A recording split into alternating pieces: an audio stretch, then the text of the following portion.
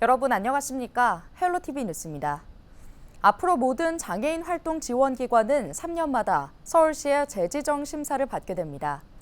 서울시는 장애인 활동 지원사에게 법정 임금을 지급하지 않는 등 장애인 활동 지원기관의 잘못된 관행을 바로잡기 위해 3년마다 재지정 심사하겠다고 밝혔습니다. 현행 보건복지부 지침상 장애인 활동 지원기관 재지정 심사는 의무가 아닙니다. 이 때문에 장애인 활동 지원기관의 수익금 처리에서 부적절한 사례가 있어도 지자체 차원의 행정 지도에는 한계가 있다는 게 서울시의 설명입니다. 재지정 심사에서는 기관의 활동 지원사 처우 개선 실적, 회계 투명성 여부 등을 평가합니다. 오는 10월 장애인 활동 지원기관 140여 곳에 대한 재지정 심사가 진행되며 재지정 심사에서 탈락한 기관은 폐업해야 합니다. 장애인의 날을 기념해 은평 봄봄축제가 18일부터 이틀간 수색역 광장 등에서 열립니다. 축제 첫날인 18일에는 은평구청 5층 강당에서 장애인의 날 기념식과 장애인 복지 유공자 포상이 진행되는데요. 19일에는 수색역 광장에서 장애인과 비장애인이 함께 즐기는 어울 한마당이 열립니다. 장애인 직업 재활 생산품 홍보 캠페인과 장애인 예술인 마술쇼, 앙상블 댄스 등 다양한 공연이 펼쳐집니다.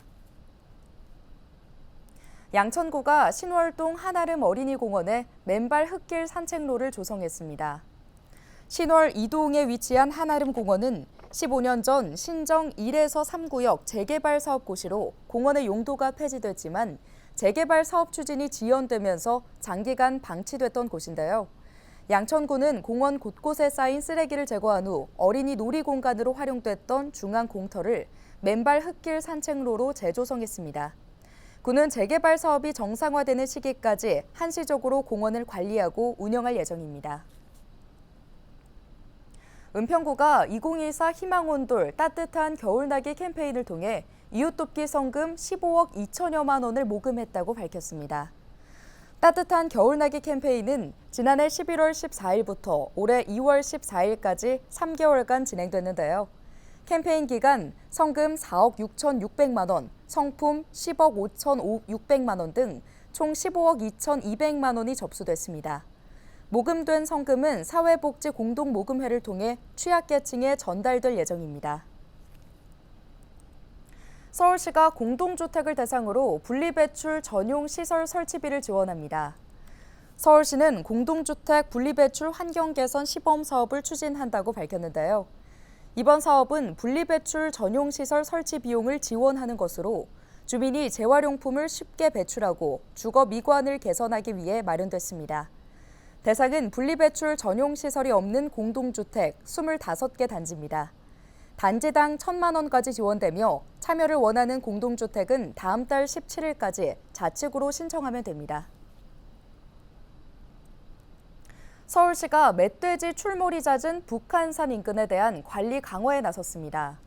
서울시는 멧돼지 출몰에 따른 시민 불안을 해소하기 위해 북한산 국립공원과 함께 경계를 강화하기로 했는데요. 또 멧돼지의 도심 진입을 차단하기 위해 15.8km의 차단 울타리와 포획틀, 포획장 151개를 설치했습니다. 북한산 국립공원도 산림 저지대에 포획틀과 포획장을 확충하고 등산객 안전을 위한 안내판을 설치하기로 했습니다. 은평구가 아동권리 강사 양성 과정을 운영합니다. 은평구는 아동권리 전문 강사로 활동하게 될 아동권리 강사 양성 프로그램 참가자를 모집한다고 밝혔는데요. 아동권리 강사 양성 프로그램은 5월 7일부터 6월 4일까지 주 1회 하루 3시간씩 은평구청에서 진행되며 교육비는 전액 무료입니다. 교육과정을 모두 이수하면 학교로 찾아가는 아동권리 교육 강사로 활동합니다.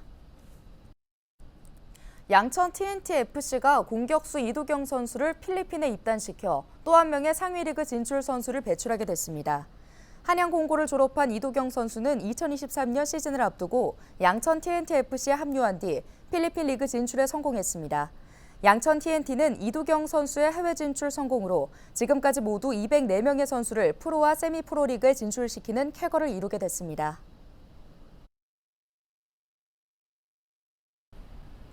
이번 총선에서 최다 의석이 걸린 곳, 바로 수도권이었죠.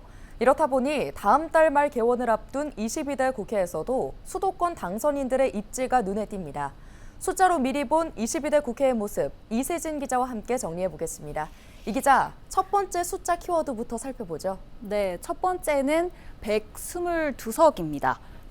네, 122석이라면 의석수를 말하는 것 같은데요. 네, 국회 전체 의석수는 300석입니다. 비례의석수를 제외한 지역구 의석수는 254석이고요. 그렇다면 122석은 어떤 의석수일까요? 바로 이번 총선 수도권 지역구 의석수입니다. 쉽게 말해 지역구 당선인 254명 가운데 절반에 가까운 122명이 수도권에서 나왔다는 이야기입니다. 수도권 지역에서의 승리가 총선 승리를 좌우한다는 말이 왜 나왔는지를 알 수 있는 부분인데요. 이번 선거에서 압승을 거둔 더불어민주당은 122석 중 102석을 확보했습니다. 개혁신당 한 석을 제외하면 수도권에서 단 19석만 국민의힘에 내준 겁니다. 네, 이렇게 듣고 보니 더불어민주당의 압승이 더 와닿네요. 두 번째 숫자 키워드도 살펴볼까요? 네, 41명입니다. 네, 41명. 이번엔 사람 수군요. 네, 22대 국회 당선자 중 초선은 131명입니다. 지난 21대 총선 때 150명을 넘었던 것과 비교를 하면 다소 줄어든 규모인데요. 이 가운데 수도권 당선인이 41명입니다. 당별로 보면 민주당은 34명, 국민의힘은 7명인데요. 민주당에선 초선 당선인 상당수가 친명계로 분류가 되고 있습니다. 특히 우리 지역 인물들을 중심으로 좀 보더라도 인천 부평갑의 언론인 출신 노종면 당선인, 또 전 경기도 평화부지사였던 경기의정부을 이재강 당선인이 있고요. 서울 은평을의 김우영 당선인, 또 경기 부천을의 김기표 당선인, 부천 병의 이건태 당선인도 그렇습니다. 또 영입인재의 부평을 박선원 당선인, 또 의정부 갑 박지혜 당선인이 있습니다. 네, 자 이제 마지막 키워드인가요? 네, 초선 당선인들을 봤으니 또 중진들을 봐야겠죠. 국회에 재입성하는 수도권 지역구 당선인들도 적지 않습니다. 수도권 4선 이상 당선인 21명입니다. 서울부터 보면 4선 이상 12명, 5선 의원만 5명인데요. 양천갑 황희, 은평갑 박주민을 비롯한 3선들도 눈에 띕니다. 인천 4선 이상은 1명뿐이긴 한데 연수구갑 박찬대, 계양갑 유동수 당선인처럼 마찬가지로 3선 고지에 오른 민주당 당선인들이 당내 어떤 역할을 할지도 관건입니다. 경기도는 4선 이상이 8명인데요. 동두천 양주시 연천군 갑 정성호 당선인을 비롯해 5선 당선인이 3명이고요. 특히 추미애, 조정식 당선인까지 6선 의원도 2명이나 됩니다. 중진 당선인들이 다수 포진돼 있는 만큼 유권자들의 기대감도 클 것 같습니다. 네, 물론 국회의원으로서의 기본적인 역할 그리고 의정활동 또 당내 주요직들에 대한 기대도 있겠지만요. 아무래도 당선인들이 내건 공약이 있기 때문에 유권자들은 지역 수건사업 견인을 가장 기대하고 있을 겁니다. 이번 총선에서 수도권 여야 후보들이 공통적으로 내건 광역철도 문제, 또 도시정비 관련 문제가 대표적이겠고요. 다만 수도권 메가시티론처럼 다소 힘이 빠진 수도권 지역 쟁점도 있습니다. 앞서 국민의힘은 22대 국회 1호 법안으로 서울 편입, 경기분도 원샷법을 발의하겠다고 공약했었는데요. 총선 패배로 제동이 걸린 것은 분명해 보입니다. 네, 수도권 지역을 중심으로 22대 국회의 모습을 미리 살펴봤습니다. 이 기자 수고하셨습니다.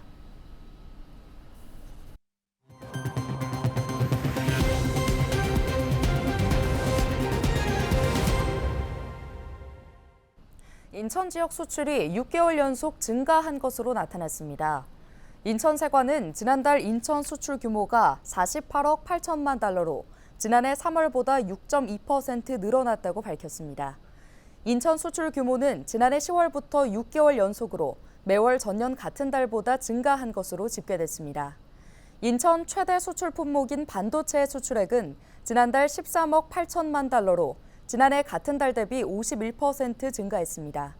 의약품과 무선통신기기 수출액도 각각 31.2%와 38.4% 늘었습니다. 인천의 지난달 수입액은 지난해 같은 달보다 3.9% 감소한 50억 4천만 달러로 무역 수지는 1억 6천만 달러 적자를 기록했습니다. 서울시의 교통 할인 정책인 기후 동행 카드로 한 달 평균 3만 원의 교통비를 절약한 것으로 나타났습니다. 서울시가 지난달 8일부터 11일까지 기후동행카드 이용자 2,823명을 대상으로 설문조사를 실시한 결과 구매 연령대는 20대와 30대가 가장 많고 교통비는 1인 한 달 평균 3만 원을 절감한 것으로 조사됐습니다. 하루 평균 이용 횟수는 3.4회로 일반 교통카드 2.5회에 비해 0.9회가 많았습니다. 또 이용자의 4%인 127명이 상시 이용하던 승용차 대신 대중교통을 많이 이용했다고 응답했습니다. 경기도 특별사법경찰단이 학교 급식 납품업체를 대상으로 불법 행위 집중 단속을 실시했는데요. 유통기한이 지난 제품을 유통기한이 남은 제품과 함께 보관한 업체 등 28곳을 적발했습니다. 이재필 기자의 보도입니다. 경기도 양주시의 한 학교 급식 납품업체. 유통기한이 지난 제품과 안 지난 제품이 함께 보관돼 있습니다. 근데 유통기한 안 지난 거하고 제형이 혼재되어 있잖아요. 지금 여기 내동 창고에. 근데 혼재 이렇게 보관하시면 위법사항이죠. 경기도 특별사법경찰단이 유통기한이 지난 제품을 보관하는 등 불법 행위를 한 학교 급식 납품업체 28곳을 적발했습니다. 도특사경은 지난 3월 11일부터 29일까지 지역 내 학교 급식 납품업체 360곳을 대상으로 단속을 진행했습니다. 주요 위반 사례를 살펴보면 수원시의 한 업체는 유통기한이 22개월 지난 물엿 등 총 5종의 제품을 보관해오다 적발됐고 하남시의 한 업체는 떡볶이 재료 등 냉장 보관 제품을 실온에 보관한 것으로 확인됐습니다. 이번 수사를 통해 학교 급식 납품업체에 대한 위생적인 관리의 필요성을 알렸다는 점에서 의미가 있고요. 안전한 먹거리 및 식자재가 유통 관리될 수 있도록 관련 수사를 지속적으로 강화하여 위법 행위가 근절될 수 있도록 노력하겠습니다. 도는 적발된 업체에 대해 위법사항 검토 후 검찰에 송치할 계획입니다. 헬로티비 뉴스 이재필입니다. 정부가 소비자의 장바구니 부담을 덜기 위해 이번 달에도 수산물 할인 행사를 엽니다. 시장이나 마트에서 국내산 수산물을 구입하면 최대 50%까지 할인받을 수 있습니다. 이미정 기자의 보도입니다. 국내산 수산물을 저렴한 가격에 구매할 수 있는 대한민국 수산대전 행사가 이번 달에도 열립니다. 행사 기간 지정된 마트와 온라인몰, 전통시장에서 국내산 수산물을 사면 최대 50%까지 할인받을 수 있습니다. 대한민국 수산대전은 우리 국산 수산물의 소비 활성화도 도모하고 또 국민들에게 체감 물가 완화를 위해서 20년부터 매년 개최하고 있습니다. 올해는 매월 대한민국 수산대전을 개최하여 전국 45개 마트와 온라인몰에서 정부 지원 20%를 포함하여 최대 50%까지 국산 수산물 할인 혜택을 지원하고 있습니다.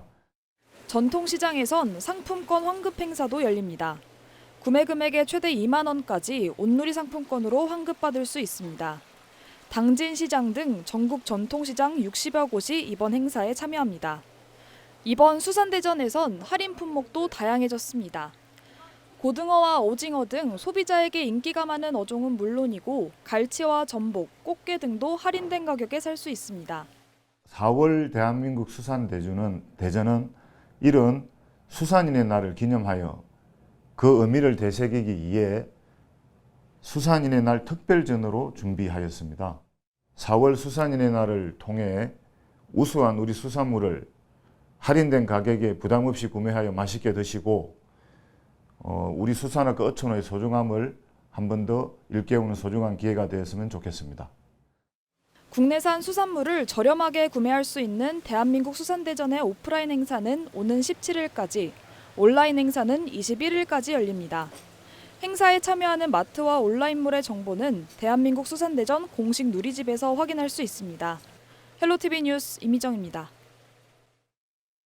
오늘 준비한 소식은 여기까지입니다. 함께해 주신 여러분 고맙습니다.